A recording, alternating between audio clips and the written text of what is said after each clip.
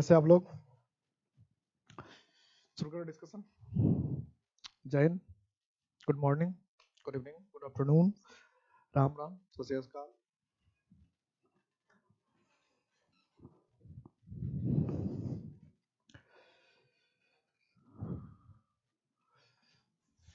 Fifth number का practice. He could not get money from his master because he rubbed him up the wrong way. He could not get money from his master because he rubbed him up the wrong way.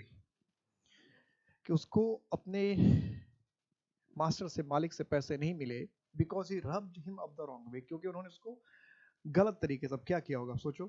Asked him to speed up, speed up मतलब तेज करने के लिए कहा होगा। Suggested और wrong method, गलत method तरीका। Advise him to be strict, काफी सख्त होने के लिए क्या दिया होगा। इर्क्ड और इरिटेटेड हिम।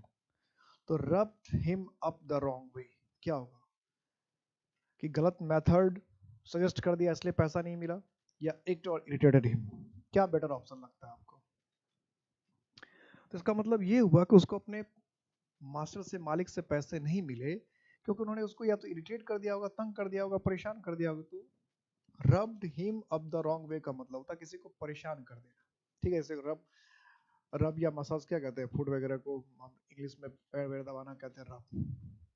ठीक है, तो rubbed him up the wrong way मतलब गलत तरीके से मांग किया। इसका मतलब उसको इर्क कर दिया, इरिटेट कर। इर्क या इरिटेट का मतलब होता है तंग कर देना, चिढ़ा देना, परेशान कर देना। तो ऑप्शन क्या होना चाहिए? D. The answer must be D. तो रब समवन द रॉन्ग वे का मतलब है किसी को चिढ़ाना, परेशान करना, तंग करना। किसी को चिढ़ा देना, तंग कर देना, परेशान कर देना, आजिज कर देना। Sail in the same boat, sail in the same boat. अब सेंटेंस बिना के पूछा है, बिना सेंटेंस के। Be in a different situation, बिल्कुल अलग हालात में होना। सस्पेक्ट समथिंग रॉन्ग, कुछ गलत चीज सस्पेक्ट करना कि कुछ गलत होने वाला। Be in the same situation, एक जैसे हालात में होना।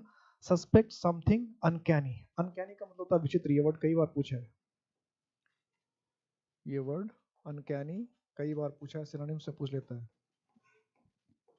Strange.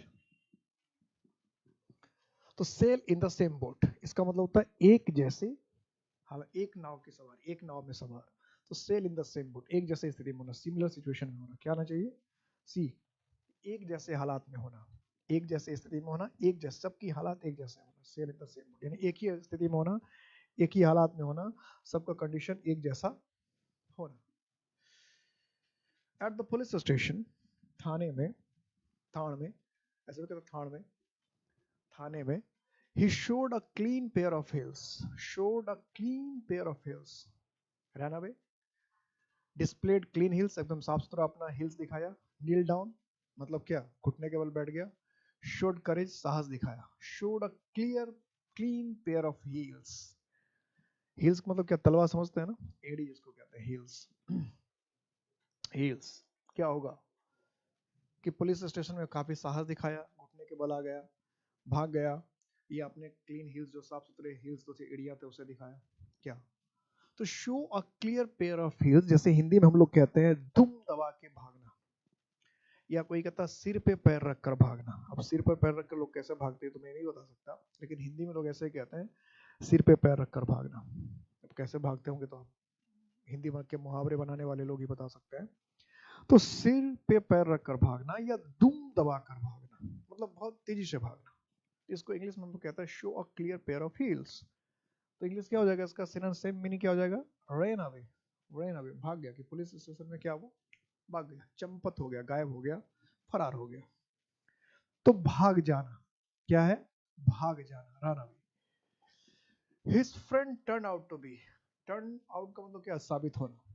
To be a snake in the grass, कि उसके जो मित्र थे, उसके जो फ्रेंड थे, उसके जो दोस्त थे, वो साबित हुए अ स्नेक इन द ग्रास।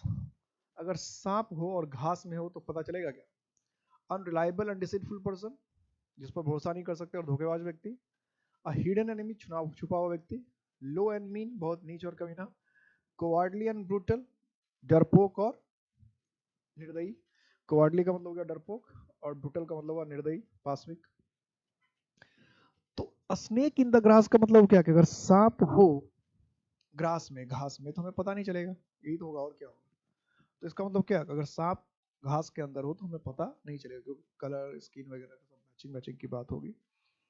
तो स्नेक इन ग्रास का मतलब होता है हिडन एनिमी, छुपा हुआ। इसको कहते हैं आस्तीन का सांप, हिंदी में कहते हैं आस्तीन का सांप, यानी जो आपके आसपास ही हो लेकिन आपको पता ना हो, आस्तीन का सांप इसको कहते हैं। जो आपके पास हो, आपके नजदीक हो, करीब हो, लेकिन आपको पता ना चले, इसको कहते हैं आस्तीन का सांप, हिडन एनिमी, या स्नेक इन द ग्रास।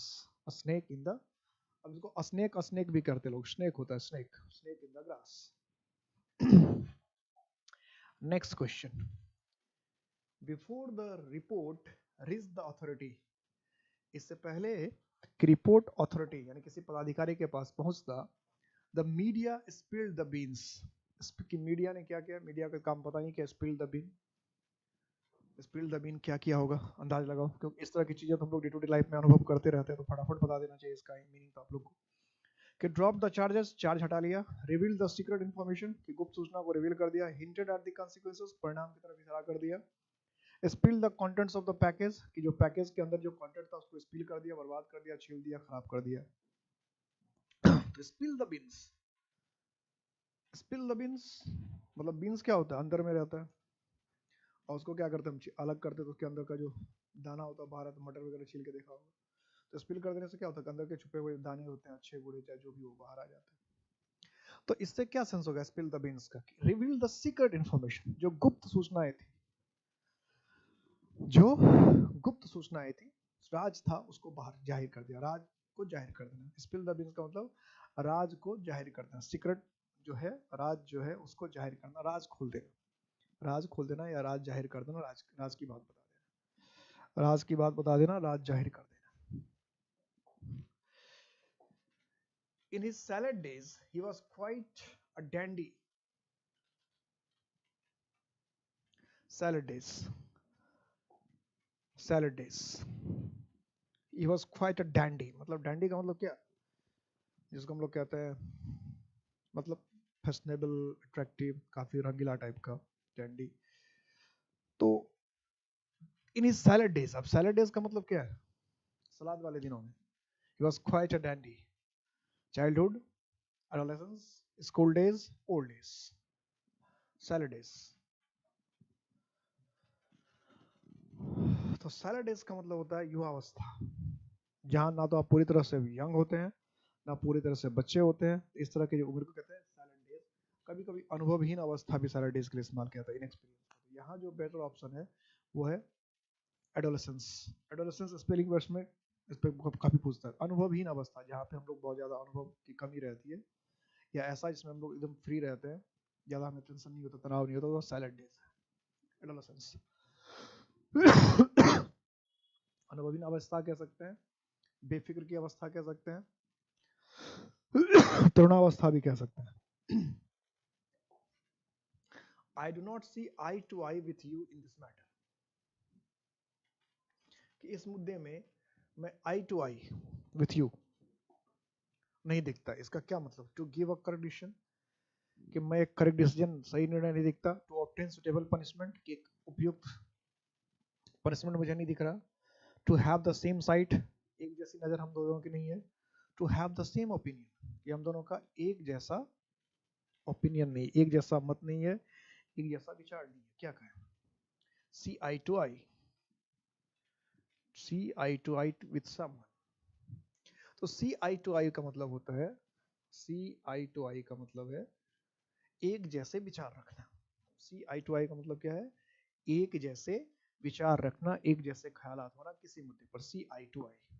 ठीक है, एक जैसे, सी आई टू आई का मतलब कि आंख में आंख डालना, एक जैसे विचार रखना, एक जैसे ख्यालात होना। तो एक जैसे विचार रखना, एक जैसे ख्यालात होना क्या कहते हैं, see eye to eye, see eye to eye. Next,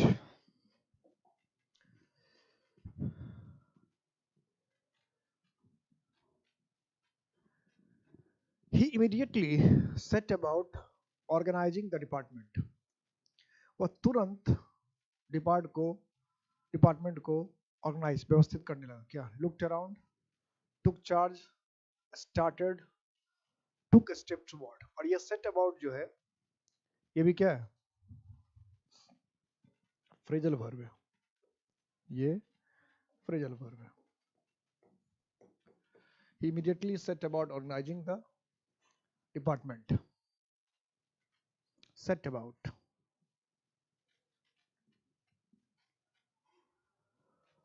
क्या करते हैं आपके हिसाब से, क्या होना, सेट अबाउट, ये फ्रेजल वर्ब है. सेट अबाउट जो है फ्रेजल वर्ब है.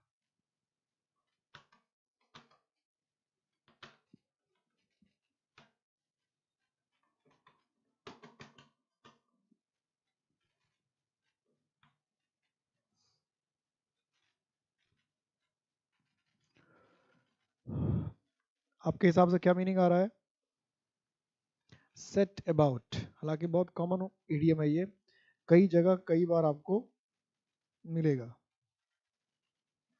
Set about, set about.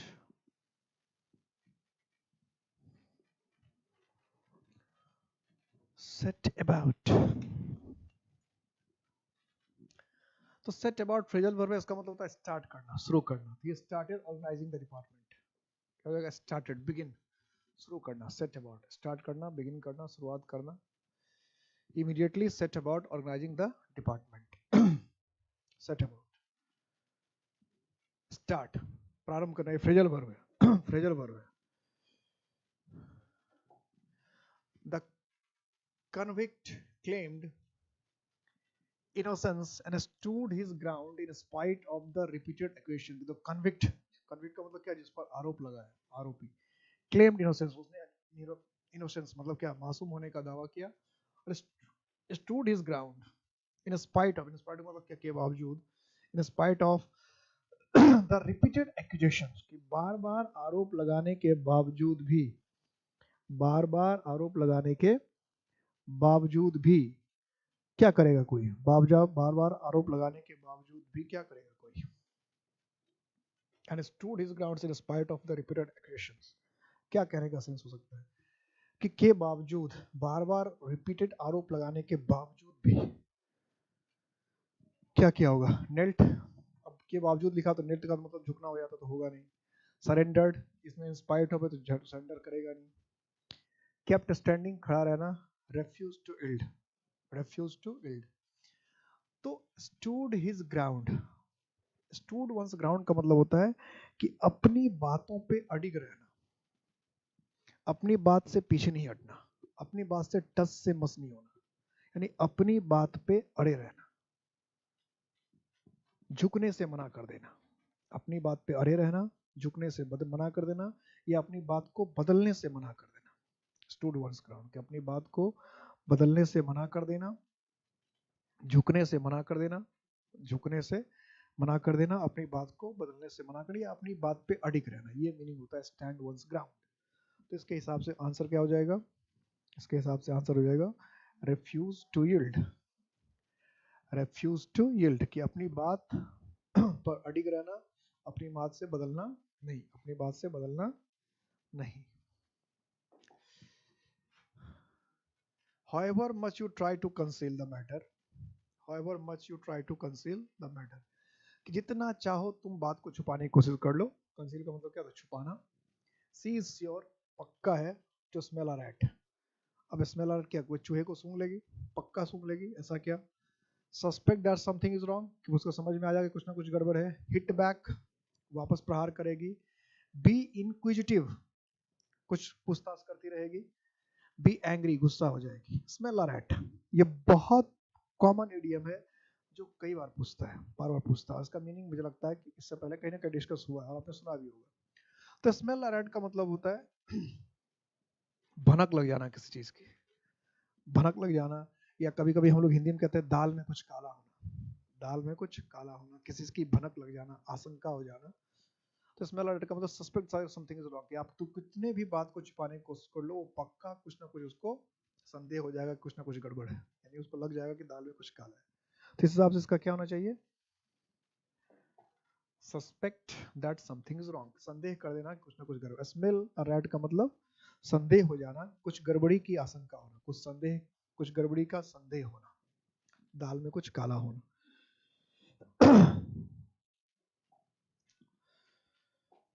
I saw through the trick and was on guard.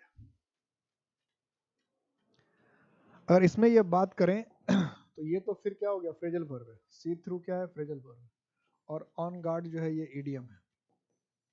तो ऑन गार्ड तो हमसे पूछा नहीं, हमें पूछा सी थ्रू।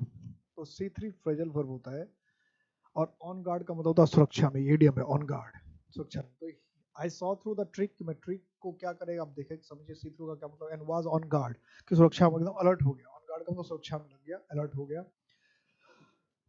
जागरूक हो गया। तो किस चीज से, यानी ट्रिक समझ में आ गया। कहने का सेंस क्या होगा, उसको ट्रिक समझ में आ गया होगा। तो ट्रिक समझ में आ गया होगा, चाल उसको समझ में आ गया होगा, इसलिए वो क्या है, पहले से सुरक्षा के उपाय कर लिए होंगे। तो सी थ्रू का मतलब होता है कि समझ में आ जाना, किसी चीज को समझ लेना। सी थ्रू किसी के चाल को भांप लेना, किसी के चाल को भांप लेना, समझ में आ जाना कि क्या गड़बड़ी है। तो डिफीटेड का मतलब होता है हरा देना। विटनेस का मतलब होता है साक्षी होना। डिफीटेड, डिटेक्टेड और एंटिसिपेटेड। तो सी थ्रू का मतलब होता है किसी चीज को पहले से समझ लेना, भांप लेना, अंदाजा लगा लेना। भांप लेना ज्यादा बेहतर है, या समझ लेना, किसी की चाल को समझ लेना। ठीक है। तो इस हिसाब से हम देखें तो इसके दोनों जो ऑप्शन है, एंटिसिपेटेड और डिटेक्टेड, ये दोनों बहुत ही क्या है, क्लोज ऑप्शन है। बहुत ही क्लोज ऑप्शन है, बहुत ज्यादा क्लोज। तो क्या करें इसमें, एंटिसिपेट, सी थ्रू। सी थ्रू का तो भांप लेना, अंदाजा लगा लेना, पहले से पता चल जाना कि ये क्या होने वाला है, इसको कहते हैं see through the, see through the design. मतलब भांप लेना क्या होने वाला, समझ जाना कि क्या होने वाला है। तो ये दोनों दोनों में थोड़ा सा क्लोज है। तो बेहतर ऑप्शन तो मेरे खिलाफ से एंटिसिपेटेड है, कि पहले से अंदाज लगा लेना, अनुमान लगा लेना। और डिटेक्ट का मतलब क्या होता है, ये तो पहले मतलब होता है, डिटेक्ट मतलब जासूसी कर लेना, डिटेक्टिव इससे बना है, पता लगा लेना। लेकिन सी थ्रू का मतलब जो ओरिजिनल होता है, भांप लेना, अंदाजा लगा लेना। तो भांप लेना, अंदाजा लगाना, अनुमान लगा लेना किसी चीज का, या समझ में आ जाना पहले से। तो इन सब हिसाब से अगर देखें तो एंटिसिपेटेड वर्ड ज्यादा क्लोज है। डिटेक्ट का मतलब होता है पता लगाना किसी को, अगर उसमें अपने से मेहनत करके एफर्ट लगा के ढूंढ के किसी चीज को ढूंढते, वो डिटेक्ट करना होगा। और एंटिसिपेट का मतलब अपने आप पता लग जाना कि आपने समझ लिया कि ये क्या करने वाला है, क्या कर सकता है।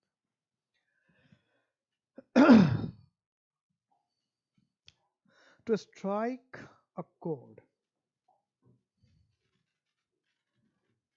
Strike a chord. कॉर्ड का मतलब क्या होता है, जैसे आप गिटार वगैरह कभी बजाते हैं तो गिटार वगैरह में यूज होता है कोड। गिटार वगैरह में यूज करते हैं हम लोग कोड। तो strike a code, strike a code,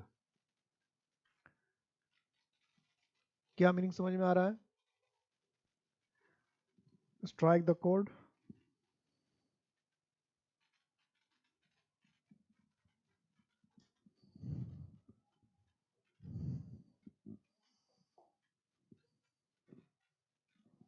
strike a code,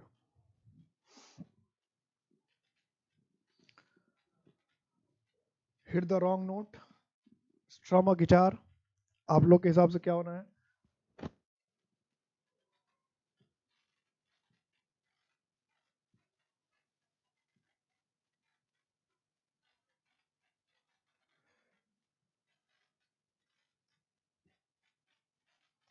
strike the code.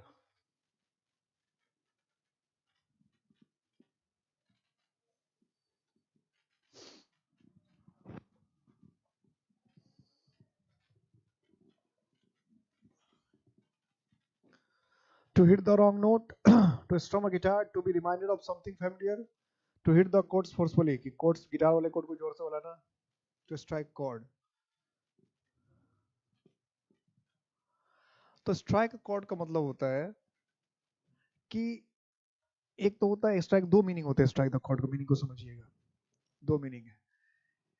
जैसे इससे पहले वाले जो ऑप्शन था उसमें डिटेक्ट भी काफी नजदीक है, कुछ बुक उसका डिटेक्ट भी ऑप्शन देता है, ये भी ध्यान रखो। डिटेक्ट भी वैसे खराब नहीं है, डिटेक्ट भी हो सकता है पता लगाना, यानी डिटेक्ट और मुझे ज्यादा एंटिसिपेट लगता है डिटेक्ट भी ठीक आंसर उसका उसका हो सकता है, बहुत क्लोज है। एग्जाम वाले की अपनी मर्जी है कि वो डिटेक्ट मानेगा कि एंटिसिपेट मानेगा, लेकिन डिटेक्ट भी थोड़ा सा ठीक ठाक हो इसके पहले वाले से। स्ट्राइक के कोड के भी दो मतलब होते हैं। स्ट्राइक कोड का एक मतलब होता है कि सही काम करना, सही समय पे सही काम करना, सही समय पर सही करना, या वो काम करना जो सही हो, स्ट्राइक कोड यानी एकदम सही काम करना, सटीक काम करना।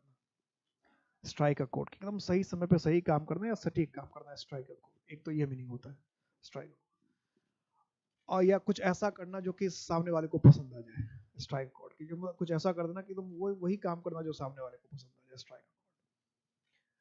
और दूसरा मीनिंग स्ट्राइक अकॉर्ड का क्या होता है कि किसी को कुछ पहले की तरह जो है वो चीज याद आ जाना, किसी को उसको देखकर मुझे वो पहले वाली वो बात याद आ गई।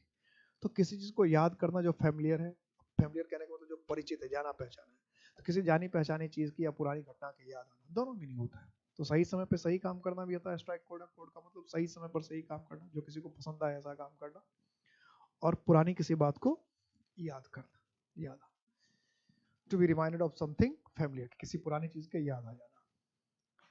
तो ऑप्शन क्या होना था? सी, सी।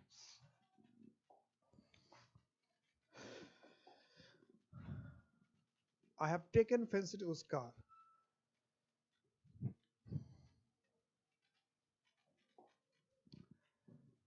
Taken fancy to this. I have taken fancy to this car. Given imaginative touches, एक काल्पनिक टच दिया, डेवलप्ड लाइकिंग फॉर, क्या पसंद होना, इम्प्रूव्ड सुधार करना, रिवाइज्ड दोहराना। I have taken fancy to this car. Take fancy to, take fancy to, take fancy to.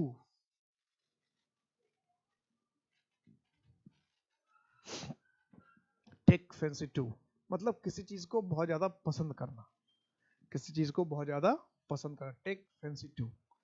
तो क्या हो जाएगा? बी, डेवलप्ड लाइकिंग फॉर, किसी को पसंद करना, अच्छा लगना किसी का, किसी चीज के प्रति चाहत होना, दीवानापन होना, दीवानगी होना।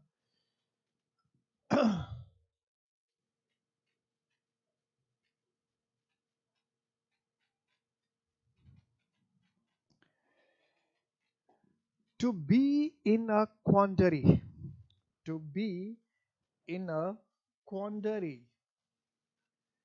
क्या मीनिंग निकाले? To be in a confusing state, to be in an unenviable position। अनएनविएबल का मतलब क्या है? अनएनविएबल का मतलब क्या है कि भाई जिस पर कोई निंदा विंदा जो करता है उसको कोई असर नहीं पड़ता। Be in a commanding position, की बहुत ही मजबूत हालात में होना, इन कमांडिंग पोजीशन। और to be on the alert, जागरूक होना। तो इसमें तो क्वांडरी का मीनिंग अगर आपको पता होगा तो बन जाएगा। क्वांडरी वर्ड कभी कभी वन वर्ड ऑप्शन में पूछता है, कई बार आ जाता है क्वांडरी, क्वांडरी। तो क्वांडरी का जो मतलब होता है, क्वांडरी वर्ड का, चूंकि इस वर्ड का जानना जरूरी इसलिए जाने, क्वांडरी वर्ड जो है, क्वांडरी वर्ड, इसका मीनिंग आप जानिए। क्वांडरी का मतलब होता है डिफिकल्ट कंडीशन। क्वांडरी का मतलब डिफिकल्ट कंडीशन या कंफ्यूजिंग कंडीशन, हालात, मुश्किल हालात, या ऐसा हालात जिसमें कोई डिसीजन लेना मुश्किल हो, डिफिकल्ट हो, उसको कहते हैं क्वांडरी। तो इसी से मीनिंग बन जाएगा टू बी, ना वन वन वर्ड ऑप्शन में पूछता है क्वांडरी, इसलिए इसको अलग से मीनिंग जानना जरूरी है। Difficult condition, quandary. तो टू बी इन अ क्वांडरी का मतलब क्या होगा? To be in a confusing situation, की कंफ्यूज करने वाली स्थिति में होना, मुश्किल हालात में होना, या ऐसे हालात में होना जहां से कुछ डिसीजन ले पाना क्या हो, मुश्किल हो।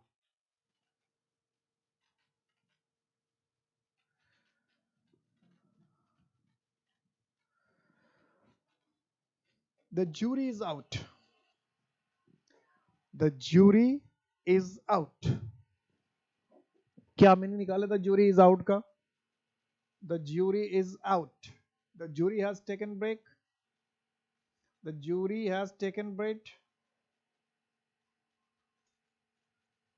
या फिर no decision has been taken. No decision has been taken. The entire jury decides to stay out of the proceedings, कि पूरा का पूरी जुडिशरी डिसाइड कर रहा है कि भाई प्रोसीडिंग से दूर रहें। The jury member is absent. The jury member absent, क्या होगा? The jury is out. The jury has taken a break between hearings, कि दो सुनवाई के बीच में ब्रेक ले लिया। No decision has been reached, कि कोई निर्णय अभी तक नहीं लिया गया। The entire jury decide to stay out of the proceedings, की पूरी कार्रवाई से पूरा जूरी ही अलग होना चाहता है। The jury member is absent, कि जूरी के जो मेंबर है वो एब्सेंट है। क्या ऑप्शन होगा?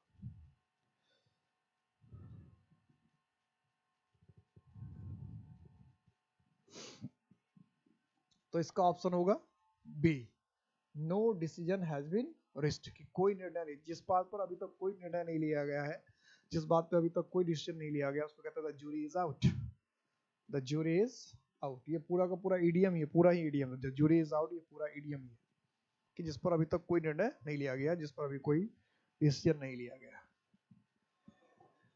To make up one's mind, to make up one's mind, to remember things clearly, कि सारी चीजों को ठीक ढंग से याद करना। To remind oneself of something, अपने आप को किसी चीज की याद दिलाना। टू थिंक क्रिएटिवली, एक बड़े रचनात्मक ढंग से सोचना। To decide what to do, ये निर्णय लेना कि क्या करना है। To decide what to do, क्या होगा? To make up one's mind, to make up one's mind, make up one's mind. To remember things clearly, to remind oneself of something, to think creatively, to decide what to do, to make up one's mind. ये idiom है, इसका मतलब होता है पक्का इरादा करना। क्या मीनिंग होता है? पक्का इरादा करना, सुनिश्चित करना, तय करना। To decide what to do, ये निर्णय ले लेना कि मुझे क्या करना है, इसको कहते हैं make up one's mind. I am making up my mind, मतलब क्या? मैं सोच रहा हूँ कि मुझे क्या करना है, मैं निर्णय ले रहा हूँ कि मुझे क्या करना। To make up one's mind, to make up one's mind, निर्णय लेना, इरादा करना कि मुझे क्या करना है। To make up one's mind, to decide what to do. Nowadays it has become a fashion to take French leave. Nowadays it has become a fashion, है फैशन। become a fashion का मतलब क्या? प्रचलन हो जाना। become a fashion का मतलब होता है प्रचलन हो जाना, प्रचलित हो जाना, आम हो जाना। किसी चीज का आम होना कहलाता है has become a fashion. To take French leave, saying somebody, saying goodbye in French style, ये तो कुछ सेंस ही, जैसा वर्ड वैसा मीनिंग, तो ये तो कहानी ही खत्म हो गई। Absenting oneself without permission, taking leave to go to France, ये भी कोई मतलब ही नहीं बना, तो ऐसे ऑप्शन छाट देना चाहिए। Seeking permission from French embassy, ये तो तीनों ऑप्शन ऐसे ही छट गया, इसको तो बिना याद किए ही बात बन जाएगी, क्योंकि इसके तो सारे ऑप्शन ही छट जा रहे हैं, क्योंकि जैसा वर्ड है वैसा ही मीनिंग तो होता ही नहीं है। तो ये तो तीन ऑप्शन ऐसे ही छट गए, तो फिर क्या बचा? एक ही बचा, एब्सेंटिंग oneself विदाउट परमिशन, कि बिना परमिशन के, बिना इजाजत के ही क्या कर देना? छुट्टी पे चले जाना। बिना इजाजत के ही छुट्टी पे बिना कहे छुट्टी ले लेना, बिना कहे बिना बताए छुट्टी पर चले जाना। फ्रेंच लीव, बिना बताए। और आजकल लोग यही करते हैं, ऑफलाइन क्लास में तो आप लोग यही करते हैं। ऑफलाइन क्लास में कभी तक समझा, आज तक जरूर समझा कि अगर आप 2-4 दिन नहीं आते तो टीचर को बता के जाए कि हम आए। सोचते हैं कोचिंग क्लास है, जब चले तब आए, जब चाहे तब चले जाए। He was punished for taking French leave, ये तो वही क्वेश्चन होगा, बस बदल देगा, ऑप्शन बदलेगा। लिविंग विदाउट इंटीमेशन, इंटीमेशन का मतलब क्या होता है? सूचना देना। इंटीमेशन का मतलब होता है सूचना देना। रिजाइनिंग विदाउट गिविंग नोटिस, कि भाई जब रिजाइन ही कर दिया तो रिजाइन का तो कोई मतलब ही नहीं है, तो बात क्या है। गिविंग लीव एक्सक्यूज, कि छुट्टी का क्या है? बहाना देना। बीइंग एब्सेंट विदाउट परमिशन, कि भाई एब्सेंट थे और बिना परमिशन। लिविंग विदाउट इंटीमेशन और being absent without permission. He was punished for taking French leave, तो टेकिंग फ्रेंच लीव का मतलब क्या हो गया? यही बिना परमिशन के, एक तो बिना सूचना के गायब हो जाना, बिना परमिशन के। तो इसके हिसाब से इसका मतलब ये दोनों ऑप्शन इसका बहुत क्लोज था, ए और डी। तो ए और डी से भी अगर देखना हो तो डी क्या है ज्यादा?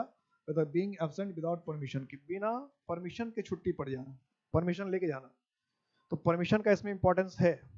इंटीमेशन तो ऐसे बता देना अलग बात है, क्या आपने परमिशन लिया, सूचना दे दिया, लेकिन क्या परमिशन था आपको जाने का? तो फ्रेंच लीव का मतलब परमिशन होना चाहिए आपके पास। तो आपने परमिशन लिया नहीं, किसी से बता दिया किसी को कि हम चलेंगे, लेकिन क्या उसने आपको परमिशन दिया कि हाँ चले जाओ? तो बिना परमिशन के जाना क्या कहलाता है? French leave. कि बिना परमिशन के कहीं चले जाना क्या कहलाता है? French leave. बिना इजाजत के, बिना परमिशन के कहीं जाना, being absent without permission. Norms of Zurich, ये तो बहुत इंपॉर्टेंट है। International monetary affairs are governed by the norms of Zurich. तो नॉर्म्स ऑफ ज्यूरिच को क्या कहें? फॉरेन लीडर्स, बड़े बड़े नेता, बिग इंटरनेशनल बैंकर्स, बड़े बड़े जो इंटरनेशनल बैंकर्स है उसकी बात करें, किसकी बात करें, क्या होगा? या फिर witchcraft of Zurich, witchcraft of Zurich, क्या करें?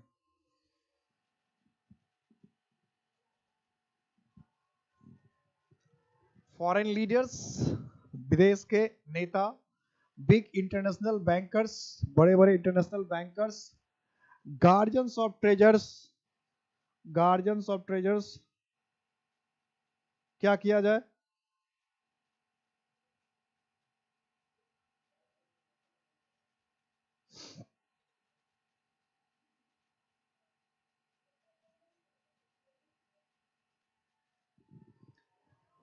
Guardians of treasures, big international bankers,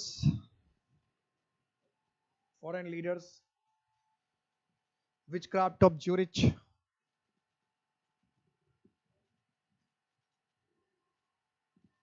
तो international monetary affairs are govern by the norms of Zurich.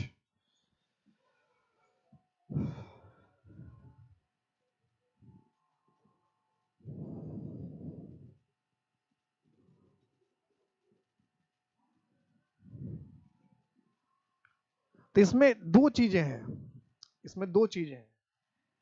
Guardians of treasure, अगर हम पुराने जो इसका ओरिजिनल ईडीएम है उसके हिसाब से देखें तो गार्जियंस ऑफ ट्रेजर, ये भी इसका अच्छा वर्ड है, होता यही था, होता यही था, गार्जियंस ऑफ ट्रेजर ही होता था। जो स्विस का इसका जो अपना प्राचीन कहानी है उसमें गार्जियंस ऑफ ट्रेजर्स ही होता था। लेकिन international monetary affairs are govern by norms. आज जो नॉर्म्स ऑफ ज्यूरिच का जो आजकल का सेंस चल रहा है वो चल रहा है बिग इंटरनेशनल बैंकर्स, कि बड़े बड़े इंटरनेशनल बैंकर्स जो है वो इंटरनेशनल मॉनेटरी अफेयर्स को क्या कर रहे हैं, चला रहे हैं। ठीक है, तो इसलिए ये जो इसका सेंस निकलेगा बिग इंटरनेशनल बैंकर से निकलेगा। वैसे जो ट्रेडिशनल बात थी, कहानी में जाके देखते हैं तो नॉर्म्स ऑफ ज्यूरिच वो थे, यानी वो जो नॉर्म्स होते हैं, जो नॉर्म्स थे, नॉर्म्स का मतलब था भूत प्रेत आत्माएं वगैरह, जो क्या करता, खजाने को बचा के रखता था। तो अब तो वो कहानी है नहीं, तो मीनिंग तो अभी भी नॉर्म्स ऑफ ज्यूरिच का यही हो सकता है। लेकिन जहाँ जो सेंस है सेंटेंस का, जो सेंटेंस देकर रखा है, अगर ये सेंटेंस नहीं होता तो हम यही करके आते। ध्यान रखना, अगर ये सेंटेंस नहीं लिखा रहता तो नॉर्म्स ऑफ ज्यूरिच का मतलब हम ये करके आते, गार्जियंस ऑफ ट्रेजर, यही करते अगर सेंटेंस। लेकिन जो सेंटेंस दे रखा है उसके हिसाब से क्या हो जाएगा, इसका मीनिंग चेंज हो जाएगा। बिग इंटरनेशनल बैंकर्स की पूरे जो मॉनेटरी फंड है उसको बड़े बड़े इंटरनेशनल बैंकर अपने हिसाब से चला रहे हैं, ये कहने का सेंस हो जाएगा। ठीक है, और ये नहीं होता तो नॉर्मल मीनिंग होता गार्जियंस ऑफ ट्रेजर। इसलिए सेंटेंस देके पूछने का सेंस होता है कि थोड़े से ध्यान से बनाना रहता है, सेंटेंस के हिसाब से मीनिंग देखना रहता है। To eat humble pie, to act apologetically, मतलब क्या, कि माफी मांगते हुए काम करना, माफी मांगते हुए काम करना। टू स्टार्व, भूख से मरना या भूखों मरना, भूख से मरना या भूखों मरना। To have a low estimate of oneself, अपने आप को कम करके आंकना। प्रिटेंड टू बी हम्बल, मतलब विनम्र होने का नाटक करना।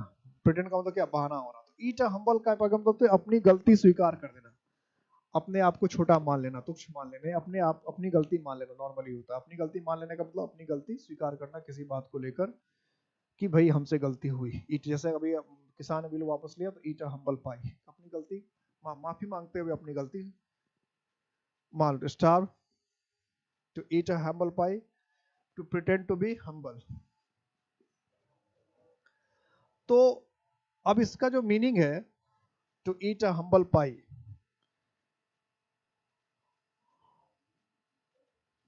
इसमें दो मीनिंग इसके बहुत क्लोज है, एक ये और एक ये। टू एक्ट एपोलॉजिटिकली, एपोलॉजिटिकली का मतलब क्या होता है कि माफी मांगते हुए कोई काम करना। टू ईट अ हम्बल पाई यानी अपनी गलती स्वीकार करना। और एक है to have a low estimate of oneself, कि अपने आप को छोटा समझना, अपना अपने आप को छोटा समझना। तो ईट हम्बल पाई का मतलब नॉर्मली तो अपनी गलती का एहसास हो जाना, कि अपनी गलती मान लेना, अपनी गलती स्वीकार कर लेना। तो इसलिए बेटर ऑप्शन जो है यही होगा। अपने आप को छोटा समझना ये जरूरी नहीं होता। ईट हम्बल पाई मतलब अपनी गलती स्वीकार करना, अपनी गलती मान लेना, अपनी हार मान लेना, अपनी गलती मान लेना। तो अपने आप को छोटा समझना थोड़ा सा डिफरेंट मीनिंग हो जाता है। अपने आप को कम करके आंकना, अपने आप को छोटा समझना थोड़ा सा डिफरेंट मीनिंग होता है। और अपनी गलती स्वीकार करना, अपनी हार मान लेना, अपनी गलती को मान लेना, ये थोड़ा सा डिफरेंट होता है। तो ये ज्यादा बेटर दोनों ऑप्शन में ये है। तो इट एक्ट अपोलॉजिटिकली, माफी मांगते हुए काम करना, अपनी गलती को समझते हुए कोई काम करना। Man like Vidyasagar and Bhagat Singh are the salt of the earth. Salt of the earth. Man like Vidyasagar and Bhagat Singh, Vidyasagar जैसे लोग, भगत सिंह जैसे लोग जो सॉल्ट ऑफ द अर्थ है। Famous man, hard working man, ideal man, makers of the अर्थ, दुनिया बनाने वाले। आइडियल मैन आदर्श व्यक्ति, फेमस प्रसिद्ध, हार्ड वर्किंग मेहनती लोग। तो साल्ट ऑफ द अर्थ का मतलब होता बेहतरीन, दुनिया के शानदार लोग, दुनिया के शानदार लोग, तो जिसको हम फॉलो कर सकते हैं। ये बेहतर होगा आइडियल मैन, आदर्श, जिसको हम फॉलो कर सकते हैं। साल्ट ऑफ द अर्थ, जैसे साल्ट ऑफ द अर्थ करके जो नॉर्मल मीनिंग होता है बेहतरीन आदमी, बेहतरीन व्यक्ति, दुनिया के बेहतरीन शानदार अच्छे व्यक्ति, साल्ट ऑफ द अर्थ। बेहतरीन, आला तरीन, तो बेहतरीन या आला तरीन कहना चाहते हैं, शानदार कहना चाहते हैं, तो क्या होगा? आइडियल मैन, बेहतरीन। तो कभी देखा टॉप, बेहतरीन, शानदार, तो शानदार या बेहतरीन व्यक्ति कहते हैं साल्ट ऑफ द अर्थ, शानदार या बेहतरीन। अब जो शानदार या बेहतरीन होगा उसको लोग फॉलो करेंगे। तो शन एविल कंपनी, शन का मतलब क्या होता है? किसी से अलग अलग रहना, दूर रहना। एविल का मतलब हुआ बुरा, कंपनी का मतलब साथ। तो to kick out evil company, to give up अनिल evil company, to put off evil company, to let loose evil company. क्या होगा? Shun evil to shun evil company, कि बुराई के से अलग रहना। शन का मतलब बंद करना, छोड़ देना। पुट ऑफ का मतलब होता है टालना। किक आउट का मतलब धक्का मार के निकाल देना। किक आउट, लात मार के निकाल देना, धक्का मार के निकाल देना।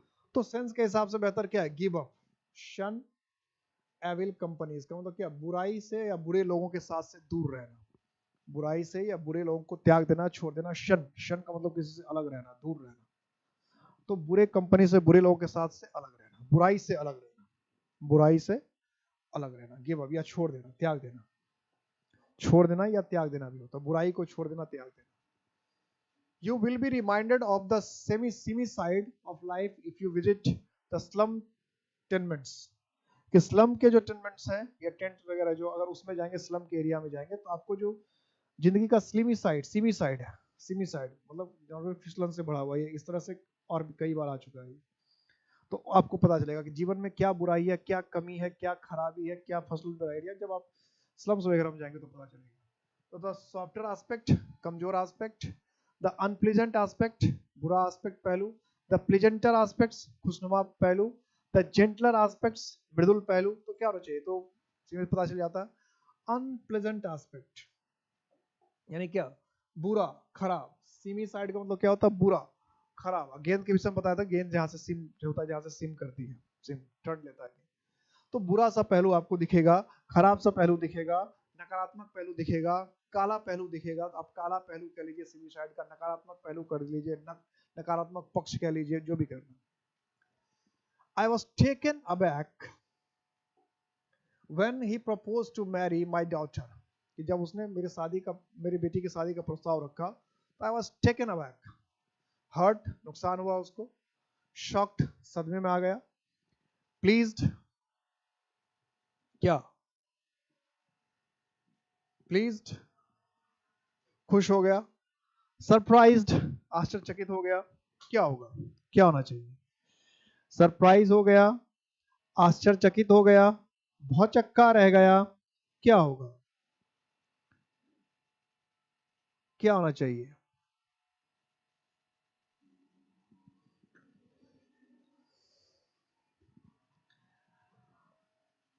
तो इसमें जो मीनिंग होता है, ये दोनों होता है, शॉक्ड और सरप्राइज्ड। आज दोनों मीनिंग होता है। भौचक्का रह जाना, भौचक्का, टेकन अबैक, एकदम सरप्राइज और शॉक्ड। अब सरप्राइज और शॉक में से अगर एक चुनना होगा तो क्या चुनेंगे? मीनिंग दोनों होता है। देखो, अगर डिक्शनरी में देखोगे तो दोनों मीनिंग मिलेगा, सरप्राइज भी लिखा रहेगा, शॉक भी लिखा रहेगा, दोनों मीनिंग लिखा रहता है। अगर आप डिक्शनरी देखोगे, कहीं भी डिक्शनरी में चेक करोगे, तो अब दोनों में से कौन सा मीनिंग को हम चेक करें? इसमें कौन से मीनिंग को चेक करें? किस मीनिंग को, या तो दोनों दिया हुआ है और दोनों ही मीनिंग सही होता है, दोनों ही मीनिंग सही होता है। तो टेकन अबैक का जो इस्तेमाल करते हैं वो एकदम भौचक्का रहने के सेंस में करते हैं। भौचक्का रहने का सेंस मतलब कुछ ऐसी चीजें हो जानी चाहिए जिसमें जिसमें कि आपको सदमा सा लगता है, बुरा सा लगता है एकदम, कि कैसे हो गया, मतलब जिससे आप बहुत खुश नहीं होते हैं। ये सेंस थोड़ा सा नेगेटिव छुपा रहता है, इसलिए शॉक्ड ज्यादा बेहतर है। ठीक है, शॉक्ड सदमे माना। आश्चर्य भी होता है, लेकिन आश्चर्य में अच्छा भी हो सकता है, शॉक में अच्छा नहीं होता। यानी आपको मतलब कोई बहुत अच्छा आदमी आके प्रपोजल कर दिया तो आपको क्या है, सरप्राइज भी हो सकता है कि अरे ये तो कैसे हो गया। लेकिन टेकन अबैक का जो मीनिंग रहता है थोड़ा सा नेगेटिव रहता है। ठीक है, भौचक्का हो जाना, सदमे में चला जाना, भौचक्का रह जाना, कुछ समझ में नहीं आना क्या करे, तो थोड़ा सा बुरा था। इसलिए शॉक्ड वाला ऑप्शन जो ज्यादा बेहतर है, shocked. To cut the Gordian knot, cut the Gordian knot, to perform a difficult task, मुश्किल काम करना, cut a piece of cloth, कपड़े के टुकड़े को काटना, to perform an easy task, आसान काम करना, to do a job perfectly, perfectly का मतलब क्या, थोड़े समय के लिए करना, बहुत अच्छे कुशलतापूर्वक नहीं करना। तो to cut the Gordian not का जो ओरिजिनल मीनिंग होता है वो समझिए, वो क्या होता है। मतलब किसी समस्या के मुश्किल पार्ट को हल कर देना, किसी समस्या के मुश्किल पहलू, मुश्किल पक्ष को हल कर देना, किसी समस्या के मुश्किल पहलू या मुश्किल पक्ष को हल कर देना, ये मीनिंग होता है, मुश्किल पहलू या मुश्किल पक्ष को हल कर देना, किसी समस्या के मुश्किल पहलू या मुश्किल पक्ष को हल कर देना, to cut the Gordian not. तो अब वो पूरा तो इसमें दे नहीं रखा है, तो फिर हम क्या करें, फिर यही काम कर दे। अब किसी समस्या के मुश्किल पार्ट को हल कर दिया, इसका मतलब मुश्किल काम कर दिया आपने, तो परफॉर्म अ डिफिकल्ट टास्क, मुश्किल काम कर देना, क्योंकि किसी समस्या के मुश्किल पार्ट को हल करना मुश्किल काम ही तो करना है। तो पूरा मीनिंग इसका होता है कि किसी समस्या के मुश्किल हिस्से को, जो समस्या का सबसे डिफिकल्ट पार्ट होता है, उसको हल कर देना, मतलब किसी समस्या की बड़ी परेशानी को पार पा लेना, उस पर विजय प्राप्त कर देना। इसलिए सेंस के हिसाब से to perform a difficult task ठीक है। To win laurels, to win laurels, to be victorious in a game, किसी खेल में जीतना, टू मेमोराइज याद करना, टू बी डिसअपॉइंटेड निराश होना, टू अर्न ग्रेट प्रेस्टीज खूब प्रतिष्ठा कमाना। ठीक है, खूब प्रतिष्ठा कमाना। तो इसमें पहला और डी ऑप्शन जो है वो काफी करीब है, to be victorious in a game कि किसी खेल में जीतना, लेकिन विन लॉरल्स का मतलब होता है बहुत ज्यादा प्रतिष्ठा कमाना, किसी भी एरिया में हो सकता है। ये जो गेम लिख दिया इसकी वजह से पहला ऑप्शन क्या हुआ, दिक्कत में आ गया। टू अर्न ग्रेट प्रेस्टीज खूब प्रतिष्ठा कमाना, खूब इज्जत कमाना, खूब नाम कमाना। टू विन लॉरेंस का मतलब क्या हो गया, खूब इज्जत कमाना, खूब प्रतिष्ठा कमाना, खूब यश कमाना, खूब तारीफ कमाना।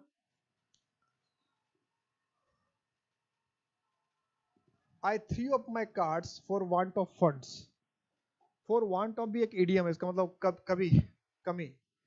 तो गेम वगैरह में देखिएगा जो कार्ड्स खेलते हैं, खेलते हैं कार्ड्स, जब लगता है कि अब कुछ नहीं होने वाला है तो सारा पत्ता रख देते हैं। अब मान लिया आपके पास सारे पत्ते कमजोरी है, जब तक कार्ड वार्ड को जो बनाते हैं और देखते कोई दिखता है अरे कोई तो खेलने लायक है, तो ऐसे रख देते हैं ना, और फिर से क्या करना पड़ता है, होता है कार्ड में, वैसे मैंने खेला नहीं है लेकिन मैंने देखा ऐसा करते हुए लोगों को, कि सबको कार्ड बांट दिया, उसके बाद किसी ने कार्ड देखा, अरे ये क्या आ गया, ये कोई खेलने लायक है, रख देता है, फट फट सारे रख देता है, और फिर उसको फिर से सफल करते हैं, फिर से ऐसा होता है ना कई बार, हमने ऐसा देखा है कई बार लोगों को करते हुए, कि जैसे उसके पास 13 कार्ड्स आते हैं, वो देखता है और उसमें लगता है कि भाई इससे तो कोई पॉइंट बनने वाला है नहीं हमारा, तो सारा रख देता है कि भाई देखो क्या मिला है, इससे तो होगा नहीं, और फिर सफल किया जाता है। तो throw off one's card for want of funds, to give up my plan, put my whole income at stake, कि पूरा का पूरा इनकम खतरे में डाल देना, गैम्बल ऑल माय मनी, सारे गैम्बल पर जुआ खेल लेना, लुक्ड आउट फॉर हेल्प, मदद के लिए देखना।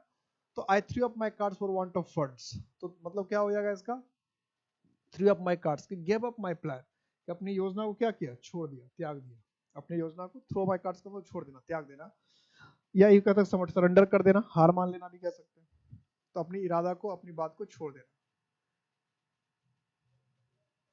I cannot allow you to take liberties with me, fool around, to do whatever you want, share my liberty, treat me disrespectfully.